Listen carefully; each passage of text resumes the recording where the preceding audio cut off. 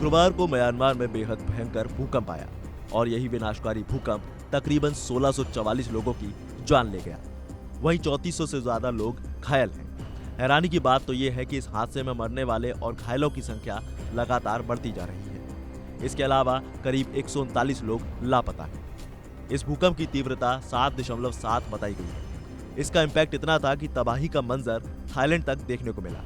अब इस भूकंप का असर दूसरे बड़े शहर मांडला तक देखने को मिला है, जहां कई लोग अभी भी बिल्डिंग्स के मलबे के नीचे दबे हुए हैं। आपको बता दें कि भूकंप की वजह से म्यांमार के अलग अलग इलाकों में बड़ी संख्या में बिल्डिंग्स, पुल और सड़कों को जबरदस्त नुकसान पहुंचा है। थाईलैंड की राजधानी बैंकॉक में भी अंडर कंस्ट्रक्शन 30 मंजिला बिल्डिंग के ढहने के बाद फंसे मजदूरों को निकालने का काम जारी है।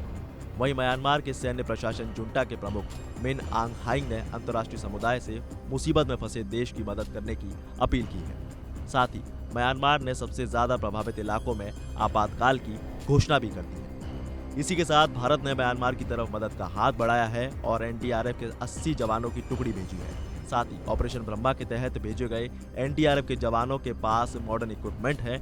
यूनाइटेड स्टेट जियोलॉजिकल सर्वे यानी यूएसजीएस के मुताबिक ये पिछले 2 सालों में दुनिया में आया सबसे पावरफुल भूकंप था। लेकिन इससे भी बड़ा सवाल ये है कि म्यांमार में अक्सर भूकंप क्यों आते हैं और भूकंप क्या है, साथ ही इसके आने की वजह क्या है। देखिए, धरती की सतह के नीचे होने वाली हलचल की वजह से जो तेज कंपन पैदा होती है उसे ही भूकंप कहा जाता है। पृथ्वी की बाहरी सतह कई टेक्टोनिक प्लेट से मिलकर बनी होती है और ये पिछले 3-4 अरब सालों से धीरे धीरे आगे बढ़ रही है। यहाँ तक कि टेक्टोनिक प्लेट एक दूसरे के पास खिसकती और टकराती भी है।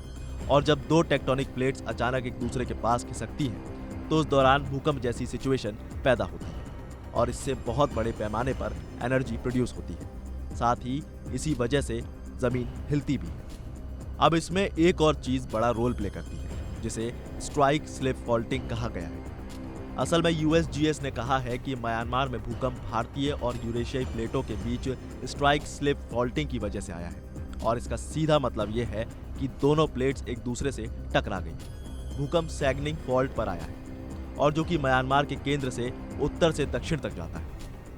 आपको बता दें कि यूनिवर्सिटी कॉलेज लंदन के जियोफिजिकल एंड क्लाइमेट हजार्ड के एमिरेट्स के एक प्रोफेसर के मुताबिक सैगनिक फॉल्ट पश्चिम में भारतीय प्लेट और ईस्ट में यूरेशियाई प्लेट के बीच टेक्टोनिक प्लेट के बॉर्डर को मार्क करता है। वहीं भारतीय प्लेट यूरेशियाई प्लेट की तुलना में फॉल्ट के साथ उत्तर की तरफ बढ़ रही है। और अब आखिर में एक सवाल और कि आखिर म्यांमार में कितने बार भूकंप आ चुके हैं। दरअसल म्यांमार में सैगनिक फॉल्ट की वजह से अक्सर भूकंप आते रहते हैं। यूएसजीएस के डेटा के मुताबिक 1900 से अब तक सैगनिक फॉल्ट की वजह से 7 से ज्यादा तीव्रता के कम से कम 6 भूकंप आ चुके हैं। वहीं जनवरी 1990 में 7 तीव्रता का भूकंप आया था और इस वजह से 32 बिल्डिंग्स ढह गई थी। और अगर बात करें फरवरी 1912 की तो उस वक्त भी 7.9 तीव्रता का भूकंप यहाँ आया था। इसके बाद 2016 में लगभग उसी इलाके में 6.9 तीव्रता का भूकंप भी आया था। बता दें कि पिछले 100 सालों में म्यांमार में 6 या उससे ज्यादा तीव्रता वाले 14 भूकंप हैं। लेकिन इस इलाके में सबसे ज्यादा भयानक भूकंप 1839 में आया था। हालांकि अभी आए हुए भूकंप से काफी नुकसान म्यांमार को हुआ है। कई लोगों ने अपनी जान गंवा दी है, कई लोग घायल हैं।